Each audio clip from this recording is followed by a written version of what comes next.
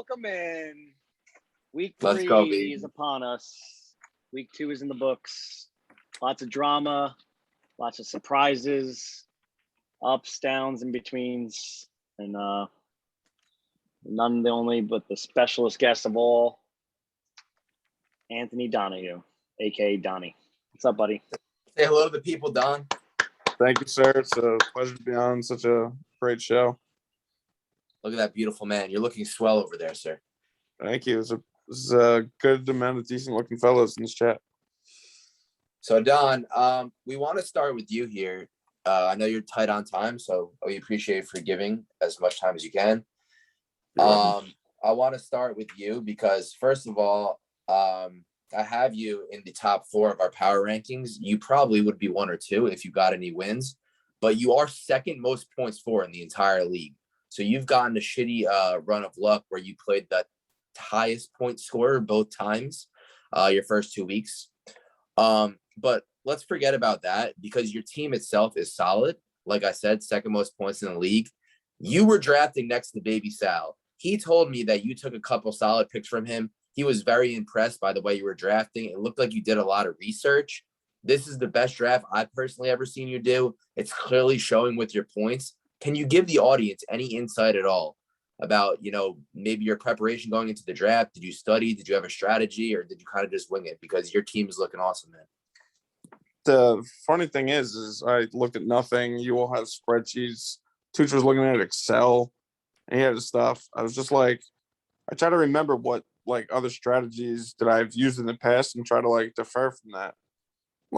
Some of the big guys were going, so I knew in my mind I was taking Henry at 1. Then it was just you got to react to the rest of the snake. So then when I saw Allaire was still there, I'm like, all right, I'll take him. But then you got to figure out who's throwing the ball to who, and I try to get 2 players from the same team, so you try to get double the points, and that's kind of the way I was going this year. That the Brady Evan connection you had? Yeah, they finally woke up last week. I mean, Brady played well week 1. It's just he didn't touch Evans. And Godwin was taken before him, so I thought Evans was a solid option too to look for a first receiver. Yeah, Baby Sal, anything you want to say about Don Draft's overall performance? I know you were drafting next to him. I know you have a lot to say, so. Thoroughly impressed right off the bat. Obviously, he threw a wrench into the entire draft this year. I said it already in the first podcast. There was one guy who would have taken my guy at 2, at least that I know of. That was Don, and he took him. He went off last week already. He's an absolute monster. I think he's a very reliable. I mean, I'm not saying Dalvin Cook isn't, but I like those 50-point upsides. I really do. I know he does, and he's starting to catch balls. So I think I actually want to look at it, but I think Henry had 6 catches last week. Can you imagine he can get somewhere near that consistency as well as what he already does? So I wanted him so bad, man. I got him in my league. I obviously wanted him in this league more than anything. So you made me pivot right off the bat. Obviously started controversy. And then, obviously I considered taking Kamara and Zeke, but more importantly, I considered taking Devontae Adams. Didn't make Dill too happy at the time. we really hit the ground running the day of the draft with the mocks, although we did probably 1,000 before that. I, like you, didn't have any cheat. I had a blank piece of paper that I wrote on myself, but also I've done plenty of mocks and then research and all summer. I don't know if you have. You just went off the top without any of that experience, I feel like, which is amazing. So no, dude, you played your position perfectly. I really believe that. Again, I think there was a certain point where you just said F it, around 12 or so, which towards the end, I kind of had my idea of what I wanted to do with my team. And in the end, it's just who do you got left? And I mean, at that point, it gets boring. I mean, it's like dart throws, everybody, but it's just like, who do you got left? And when am I going to have to deal with replacing who I have in my starters? Yeah, you're just throwing darts at the board at that point sometimes, At that point, it was just good to get the pen and paper and keep track of unfortunately, who was taken and stuff. I think also those later rounds, it's also just the knowledge of keeping up with the deeper players, like kind of like Yeah. the shots you want to take. So for you, it was just like, fuck it, I'm going to play the waiver, I guess, this year and see how it goes. Mhm. Or you're just going to stream those giant players for now, which, well, I want to look at your bench now and see how that's worked out so far. Yeah, so actually, Baby Sal, before you hopped on, one thing I want Don to touch on before he gets out of here. Don, you did talk about the Jarvis Landry injury, and you said that you weren't happy about having to start 2 Giants in the flexes. This has actually been a problem of yours in the past where you drafted multiple Giants players. I'm glad you're kind of catching on now to realize that's not the best idea. I know you were talking before about how Kenny Golladay, starting him, Daniel Jones hasn't been looking his way as much as you wanted. Anything you could add to that? Just our conversation before. I thought that was good there's stuff. a chance this week that this offense could go off because the Falcons really aren't that good. But it'll be interesting because I have Pitts too.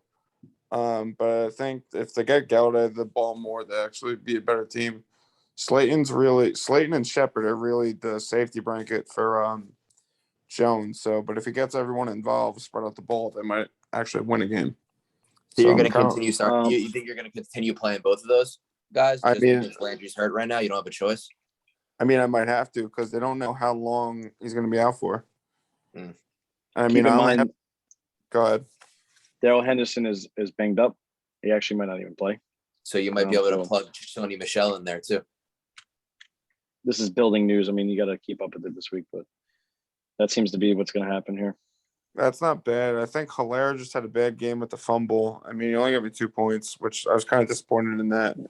That's But probably we're saying for your flex though. You know what I mean? Oh, all right. Yeah, not to thank take that definitely don't take CH out, but you can open up Sony possibly into one of the flex spots, and then you could also move Landry into the IR to open up a bench spot. Look for some That's depth true. on And the then I waiver, could pick somebody up.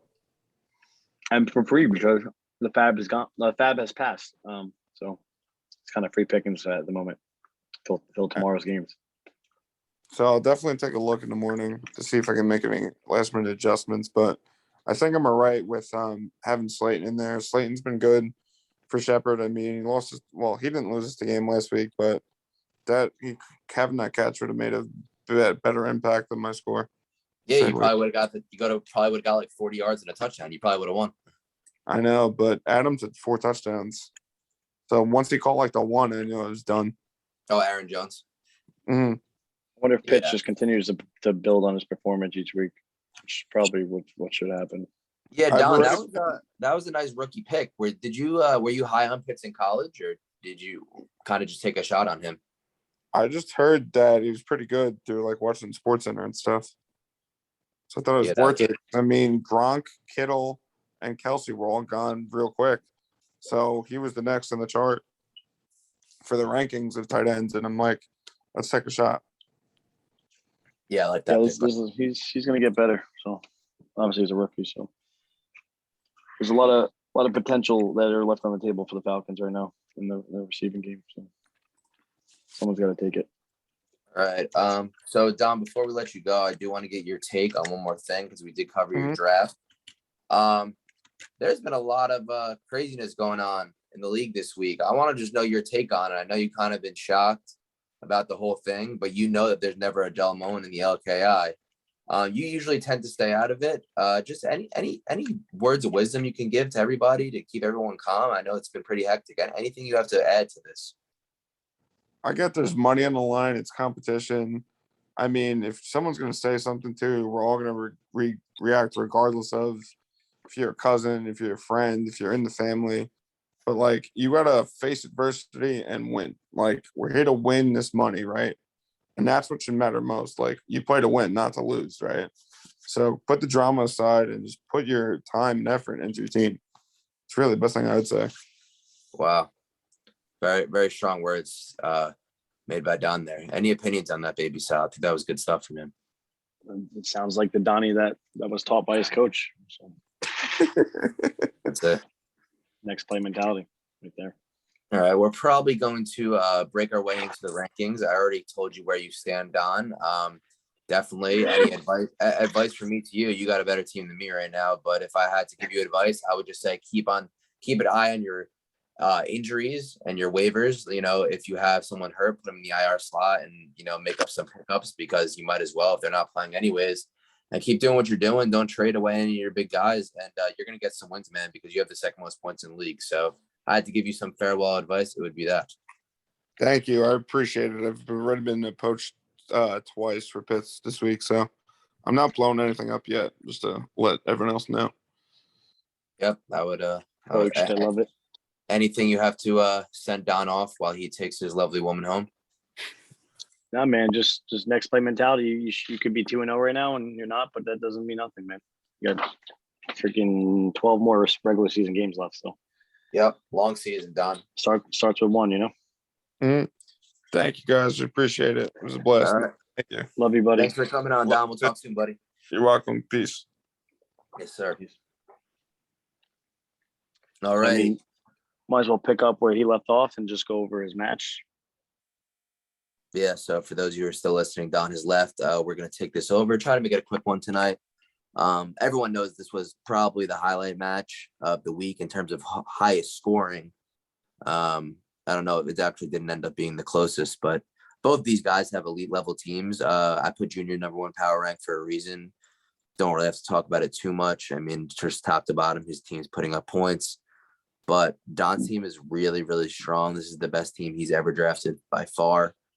Yeah, I just want to see him stay on top of his injuries and stuff. Like Baby Sal said, he has Jarvis Landry still on his bench where he could easily move him to the IR slot and get another player. So just little things like that could just separate, victories in a few weeks' time. But that's what all I have to say about this. You could talk on it. Yeah, we're gonna hope that those late round kind of whatever picks don't bite him in the ass, And we might have to see that this week coming up when it's a week that he actually needs to get a win back under his belt when he could have had two. But obviously, this matchup itself was probably one of the best matchups we've had in a long time, hands down. Regardless of who the managers were, there were two excellent teams, and that it was punch for punch. It was a heavyweight bout. Really could have gone either way. I think there was a point where we thought Junior was out, or we pretty much expected him to be out. Yeah, Harry Jones really salvaged him. Yeah, it was 4 touchdowns. I mean, 3 in the air, and then the 1 on the ground. So, yeah, I just want to see Don do what he did in the draft and make adjustments. Why not do that now? The draft is not enough. Whether you had a good draft, a bad draft, anywhere in between, you gotta keep up with your management. So, I hope, dude. I really want this kid to at least make the playoffs, man.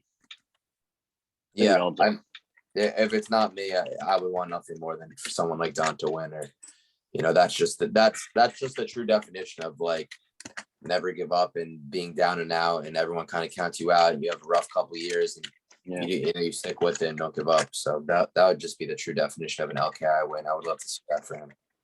And I guess not to take anything away from Junior, who's blowing the hell up. I mean, he's the one who won this match. He's the one who's leading the league. I know this is the Don show tonight, but I think we should obviously touch on his victory here. His team's hitting on all cylinders, man. We said it. We talked about the starting 6. We knew it. They were clear cut going to put up points, and then it was a question mark. Will Brandon Cooks and Deebo Samuel in the flex, will they be good enough? And they've been more than good enough, man. So he's dangerous. He's a dangerous team to compete with. Yeah, I think so. I mean, Junior's team is really, really good. There's no two ways about it. Hate to admit it. But he knows Junior's also super into the podcast. I know he listens and takes our advice. He actually texted me earlier asking when it was going to come out because he wanted to listen. So if I were to advise Junior anything, I would say don't make any big time trades. Keep an eye on your injuries, which hopefully you don't have any. Work the waiver wire a little bit, but don't change too much. I mean, if it ain't broke, don't fix it. I think you got your core, 5 or 6 guys in your lineup that you're going to be your staples of your team. Maybe you'll fool around with your flexes a little bit, but looks like Samuel and Cooks are doing a fine job there. Yeah, man. I mean, Junior's going to be forced to reckon with. I think it's his league to be lost at this point. Not saying he's a shoo-in for the Super Bowl or anything. But I mean, I think he's in prime position right now. He just got to manage it the right way. I feel like Junior has started off top of the league before. I think last year he was 4-0 when he had Dak Prescott. And I had to hear about it for weeks about how he would have won if Dak didn't get hurt. So hopefully something like that doesn't happen to him. But Junior's team is beast from top to bottom. Nothing more I can say. Yeah. I wonder if the Hopkins injury is serious. I'm not getting a report on that right now. I don't think it's anything major, right? No, he's not going to miss games. Just his ribs. That's right. He did get hit. Yeah, I think it'll be okay. Yeah, he ain't Kind going of to miss. kind of like Cooper right now, I think. Yeah, I think Junior will be fine with that. All right, man. Good luck to the both of them. So I guess might as well jump right into the. Let's go back to last week. Might as well jump into the match. I guess that you would say initiated a lot of controversy. Probably the most controversy we've had maybe ever. But. Yeah, we could do it. As much as I'd like to speak on this, I'm gonna have to ask you to take it away. This was kind of your drama. I know you didn't ask for it, but it came. This was your performance, and yeah, you have to address the people whether you like it or not.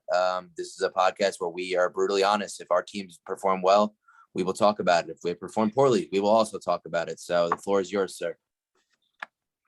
We've spoke about it off camera, off script, but we've said that the reason why we've stepped up and done this together and done so well is that we've enjoyed doing it unbiasedly.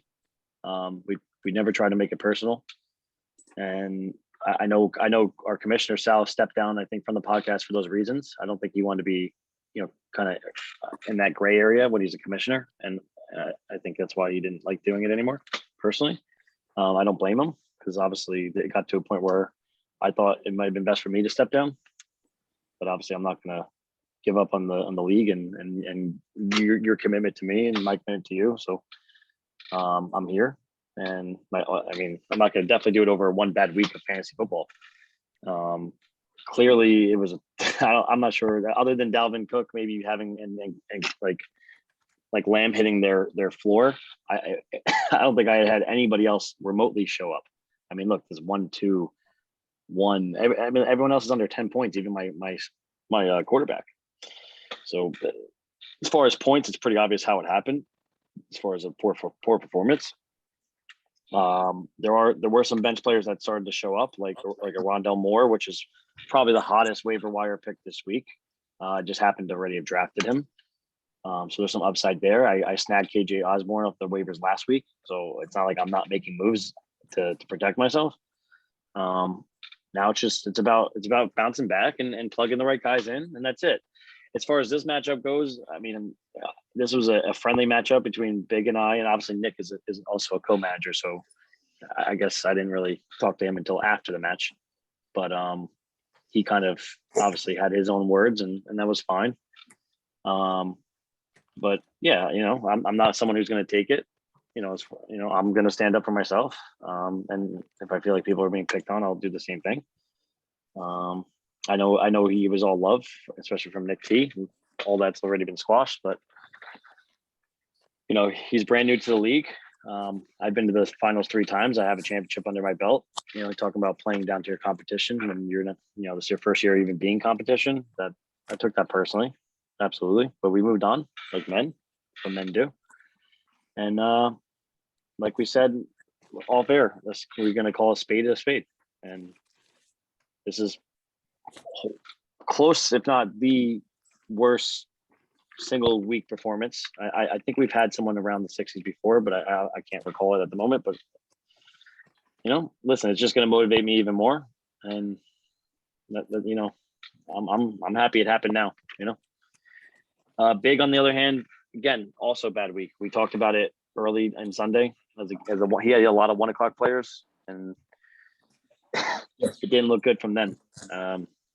It was just a bad day all around, and that was before my guys even got going. So it's not the kind of performance you want to see from either side, but I'm glad he pulled off a win, and they're 2-0, and they deserve it. And I'm looking to bounce back. I got some ideas, and I'm ready to get this week going. Honestly, I'm ready way past it. So I'll let you jump in there. Pretty much it. Yeah, I think you covered it pretty good. I mean, people are going to have shit weeks. That happens. You just happen to have a really shitty one. But we saw it with Cass last week. We've seen it in the past with multiple teams. I've done it before. And yeah, I mean, the important thing, you know this, but for anyone that does experience this when it's early on in the season, like that doesn't mean that you should fire sale your whole team. I mean, Dak Prescott, CeeDee Lamb, I mean, these are good players, guys. You're not going to start dropping players or making crazy moves or start benching guys. I would advise you not to as a podcast host and obviously someone that also competes in multiple fantasy leagues. When it's week 12, 13, 14 and your players still aren't doing good, okay, maybe that's one thing, but definitely don't quit after week 2, which I know you're not going to. I'm kind of speaking to the public here. And but aside from your team, I think Big Boy and Nick will tell you that they didn't have a good week. They got pretty fortunate here. I don't even know if they would have beaten anyone else besides you. But good teams find a way to win, and yeah, a win is a win. I don't know if they actually second to lowest points. Yeah, so sometimes that's the way the cookie crumbles, and you get fortunate sometimes, and then you're in Don's case where he puts up 180 points and he loses. There's nothing you could do about that. It's kind of just the way the match making works. All you can do is move forward. I think Big and Nick know this, though. I still think they have a good team. We said this on the preview podcast for the league in week 1. We said that they look like a playoff team. From top to bottom, they're pretty strong. I think that they have the second strongest running back core aside from you. I've stuck by that for the past 3 weeks, and I'll continue to stand by that. I know you also didn't. Josh Jacobs was banged up, so you probably could use his help this week. But nevertheless, I don't know if it would have affected that much. But yeah, I think they have a super strong team as well. They just had a shit week. Honestly, it was a shit matchup by both you guys. I hate that things turned hostile the way they did, but like we say, this is strictly about fantasy. If your team does bad, we're going to call you out. If your team does good, we're going to call you out. If you don't like it, you don't have to listen.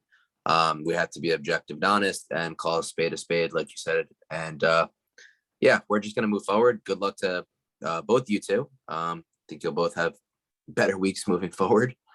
And yeah, the good thing is Big's 2-0 and you're still 1-1. You're still in a good spot. You're not in the 0-2 hole, although it's still early. 0-2 is not the end of the world. But I digress. Let's go to the next matchup. Yeah.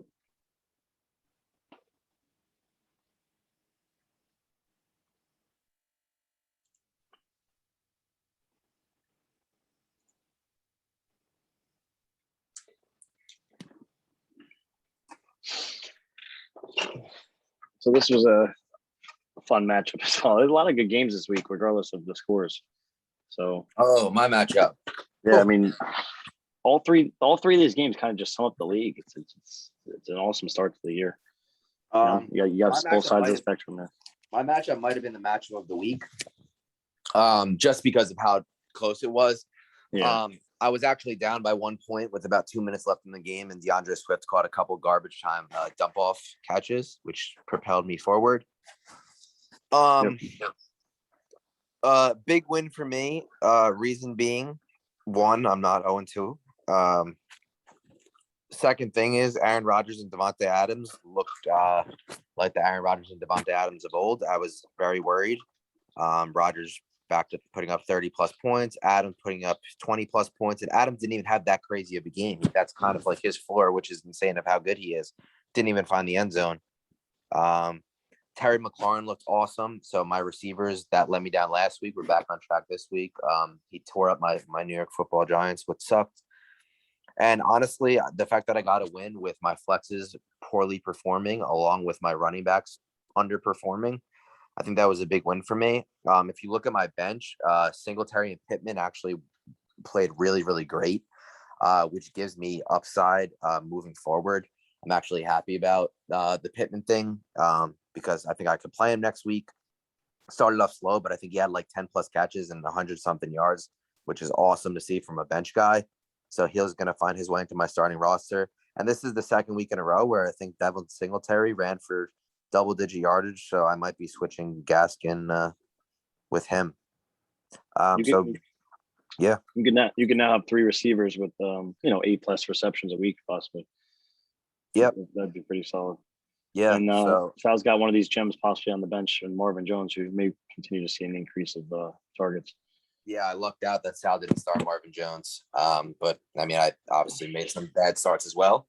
But yeah, I think we said this earlier too. Weezer has a strong team. I think that yeah, sometimes guys just underperform. I know Tannehill didn't really do much for him. He threw for a bunch of yards, but no touchdowns, which was peculiar. But it seemed to be a Derrick Henry week where Derrick Henry just gets all the scores and no one else does anything. And yeah, I think maybe one or two of his other guys, some of his receivers underperformed. Honestly, Stephon Diggs had the one touchdown, but other than that, he only really had like 3 or 4 catches, which is low for him. I think we'll see him bounce back as well. So I liked Weezer moving forward. I'm not off his team. Eckler, Diggs, guys like that are going to put up points. Kittle had a slow week as well. So yeah, He just has to fix his quarterback situation. He's going to be golden. Which he may have already done. I didn't look at his waivers. I think isn't he the one who got There was a couple of us fighting over. Can't think of what quarterback now. Let's see. he picked up Matt Ryan. He did. Oh, he got Matt Ryan. Okay. I think he was fighting for one of the other guys as well. But yeah, Matt Ryan should give him a little more upside than Tannehill right now. I don't think Tannehill's thrown a touchdown yet. Yeah, he was able to snag Matt Ryan. I don't think that was the main guy he was targeting, possibly, but he definitely needs to look at that quarterback position. But Tannehill should get back on track. He should find himself towards 20s at least. Mid-20s. Yeah. I mean, he literally he's throwing 1 touchdown in 2 games. Come on. Yeah, to AJ Brown. Yeah. So that'll change. Oh, it's tough. I think it was a great matchup though. I think you can see the difference in some of the managers when you look at stuff like our benches and see these guys that we're picking up early, and there's a difference in depth and just upside that plays well in the long run. So still got to start the right people, but I agree. Did we? No, that's next week. Wow, that's gonna be a big matchup. Okay, so we got Cass and another close matchup, and Chris. Yeah. If you want to start on this one, so starting on the last one. I know you had pretty good eyes on this one. It came down to the wire, right? I'm gonna be honest. Yeah, I didn't look at it till even all that other stuff even started. Personally, generally, I barely have time for mine sometimes, but especially with 5 leagues. But yeah, I knew it was coming down to Hawkinson. I think we all knew it was coming down to Hawkinson, and he's been solid. Hawkinson's probably been the one guy in his roster that's coming through week in and week out already. So I think that was a great draft pick for sure. I'm kind of upset I didn't grab him in any of my drafts. He's averaging 10 targets a week, as you can see. So touchdown per week. So you can't ask for more at the tight end position. Julio Jones showed up. So how consistent that'll be, I don't know. I think, again, there's a lot of upside to Tannehill that we haven't seen. So I think Julio should be fine. Shepard actually does look good in the target share. I think you can keep flexing him. I know that's not something we probably would have said a couple weeks ago, but that's the way it looks, at least right now. Shenault, I think, will be back. I'm not sure he really did much anyway, week 1, yeah. Jamal did not perform at all this week. That was kind of a bust after his big week 1. Elliott got in the end zone, a little better game. Obviously not. This is hopefully a floor. And Jefferson really hasn't busted out, but he definitely got in the end zone. So that was good. Allen Robinson has been pretty much MIA. If anyone's found him, let me know. That's kind of tough hit on him right now. So I mean, there's just, again, there's question marks with Allen Robinson and Elliott's consistency, and Jefferson starting to share the load with the 3-headed horse right now. So, and then obviously Jones is not considered the number 1 there. So kind of like the same with me and almost like an Antonio Brown kind of guy. I know he dropped Baker Mayfield for a little bit more upside on the quarterback position, which I think was definitely a position that needed to be addressed. So hopefully that can help him there. On Chris's side, Herbert definitely had a better week. I think he still obviously is way below his where at least we expected him to be and where he'll probably end up by the end of the season. Metcalf, again, he must be hanging out with Allen Robinson. So if they're on vacation, they may want to come home soon.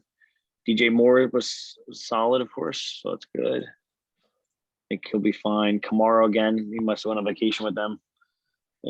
Waller actually got locked down pretty well by Pittsburgh, surprisingly. Edmonds does look like the back in that backfield, but fucking Kyle Murray's taking all the damn carries. Juju had a good week.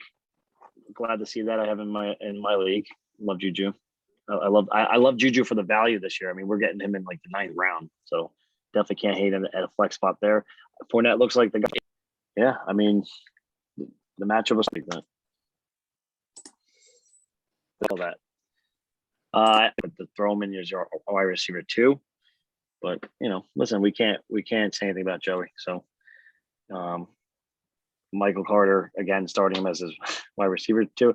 Henderson actually had a good game, but he got banged up. So again, we're not 100% sure he's even going to play.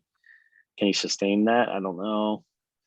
And Mike Williams has been an absolute monster. He's his number 2 by far. I'm not sure why he's not the wide receiver 2. Again, it doesn't really matter as long as he has him in there.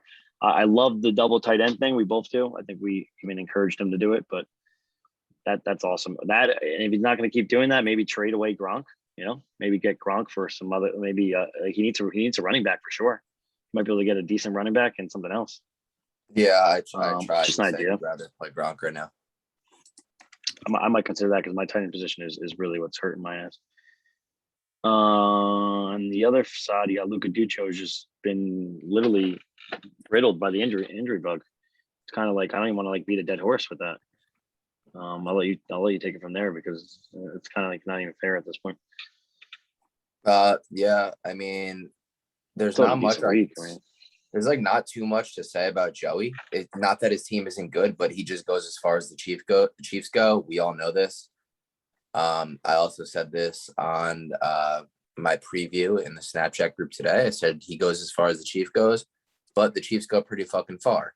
So, unless they get COVID or the plane goes missing or something, I think Joey's going to be a competitive playoff team just because the offense, Mahomes, Hill, and Kelsey are going to just win you most of your weeks. The only problem with him is if they do drop a dud, I don't really see anyone else on his team besides Gronk that's picking up the slack with like consistent points. So that's why I would also advise him to maybe trade the tight end for a receiver or a running back, or maybe a combo of the two, depending on what you want to look at. But yeah, I don't question Joey anymore, and I'm not going to question him anymore on this podcast. So good week for him. I also to note, I think Mike Williams is solid. That's probably his second best player, aside from the core that we talked about. He's getting a lot of looks from Herbert. It looks like it's not only Keenan Allen anymore, which is good for Joey. Luka Duccio, like you said, don't want to beat the dead horse. Actually didn't have a terrible week, but just not good enough to really compete. I feel like the mid pack is normally around like 130 or something points. So he was just shy of that. But I mean, he's kind of just lost. I mean, the fact that he's being forced to start AJ Dillon in the flex, I know that for those of you who don't know, it's a backup running back. I know he didn't want to do that. But yeah, he lost some guys, lost Mostert, lost Gus Edwards right after draft, I believe, which are 2 starting running backs. So he's definitely scarce there. And call a spade, Saquon Barkley does not look like a first round pick. He looked okay this week. He looked better, but yeah, what did he get? 9 points? I mean, that's not what you need out of your first round pick when there's guys like McCaffrey, Dalvin Cook that were drafted right around that area, Austin Eckler, who are putting up just way better value. But I think that this could be a team that comes on in the second half of the year. Maybe if he gets some health back, guys like Robert Woods are solid too. He's a stud. I think that he'll find his way in Stafford's offense. It just looks like Cooper Kupp is the guy right now, so it's benefiting Junior. Other than that, I don't want to beat Luke's team too much. I think he knows what he has to do. It's just a matter of making the moves at this point, make some trades, make some pickups, but he doesn't need me to tell him that. Well, there's an outline, or at least Ruggs finally found himself. Yeah.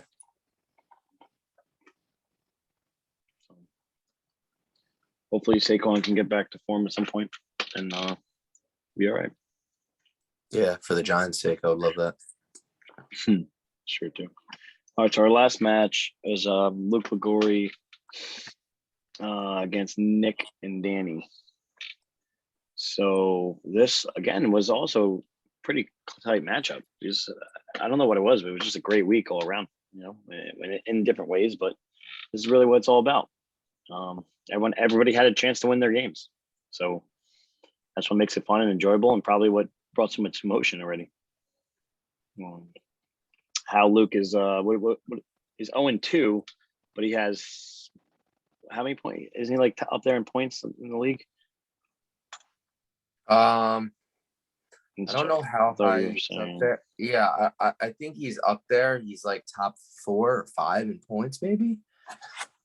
Oh, they have their own power rankings here. But my point was that I think that he's competing a lot better than people thought after his draft. Oh yeah, 100%, 100%. 280. Yeah, he's definitely up there in points. So that's pretty cool. Let's see, week 2. But he's on 2. He could have won both his matches already.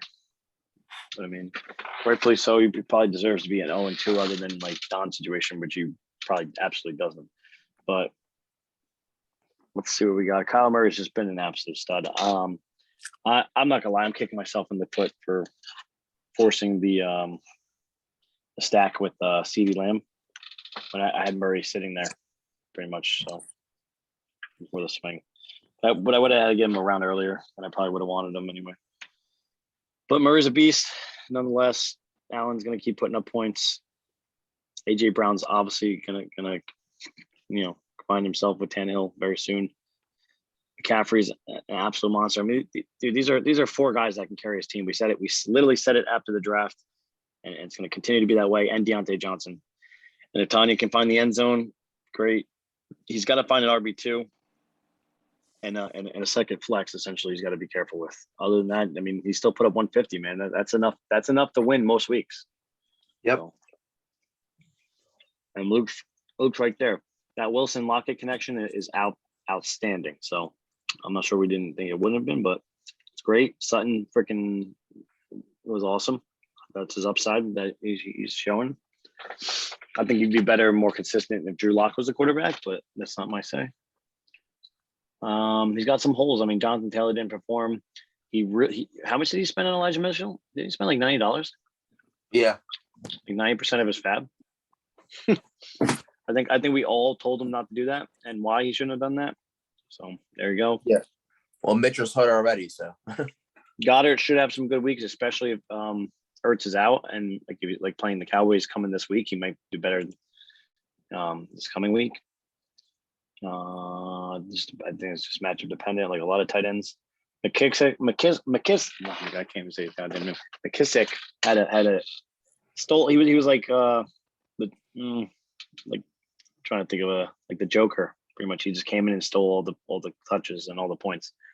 So my guy, of course, Antonio Gibson. I'm not sure it's someone you could play or start ever, unless you absolutely had to. But just kind of like a kick in the face to see him on his bench. Yeah, Tuch has a pretty tough bench, though.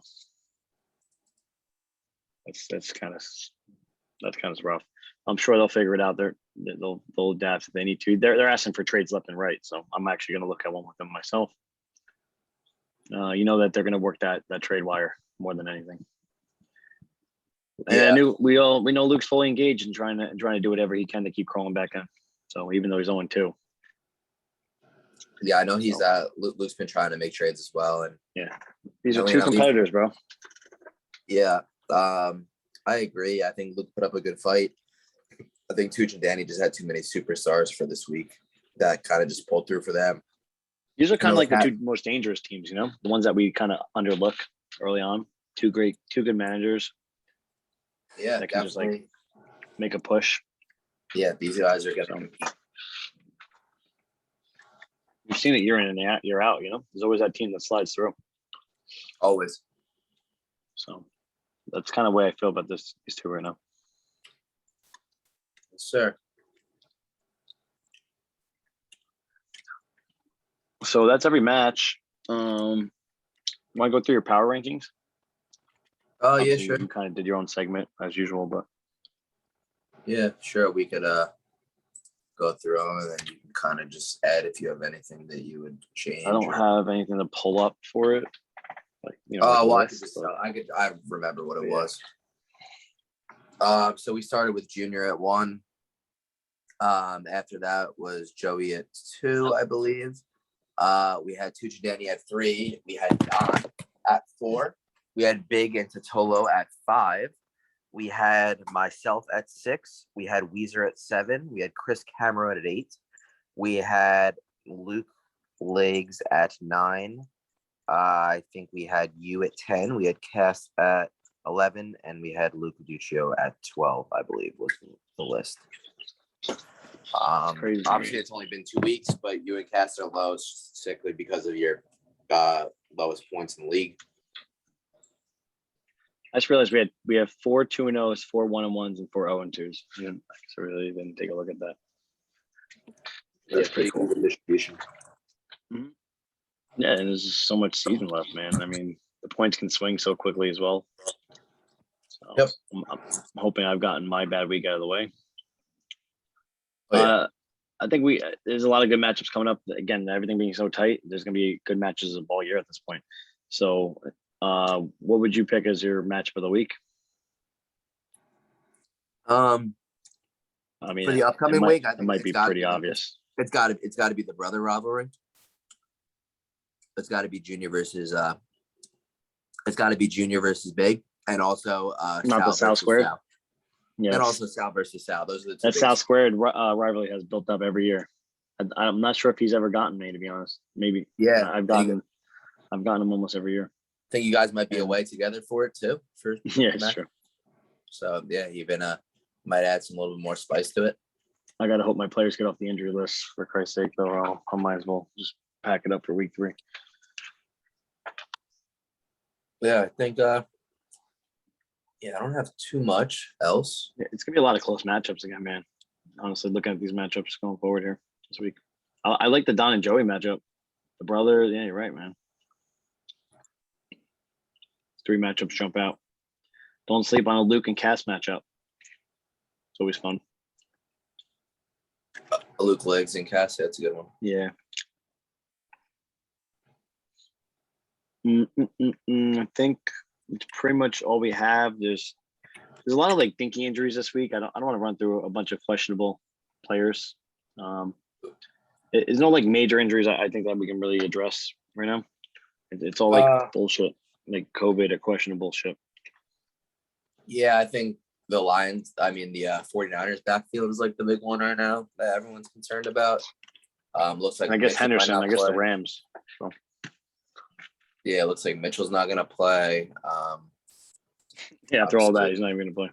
Yeah, I don't know what's gonna happen with Trey Sermon. I don't think he's playing either. So Antonio Brown has COVID apparently, but might play. The whole team is vaccinated. The whole story is weird. It's very strange. Yeah. Saw that as well. A lot of weird stuff going on. Last week they had Josh Jacobs listed as everything. That was his injury.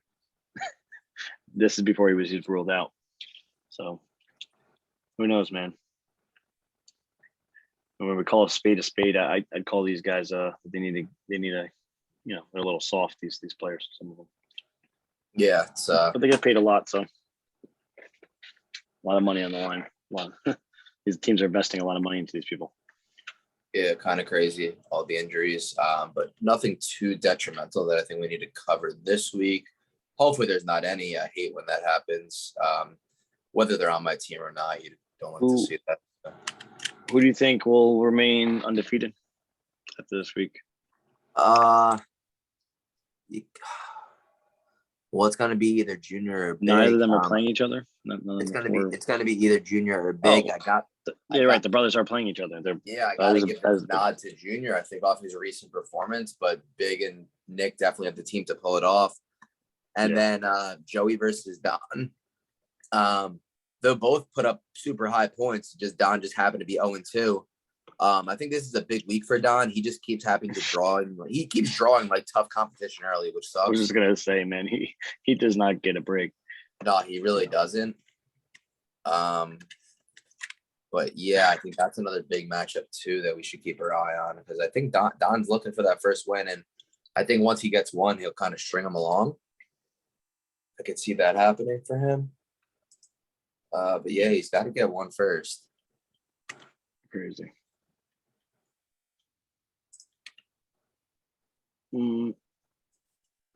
Yeah, we're probably gonna have some 0-3 teams as well. Kind of sucks, but it's a big week. This is where you start to see some separation already. Early on. Yeah, things start to settle in finally a little bit.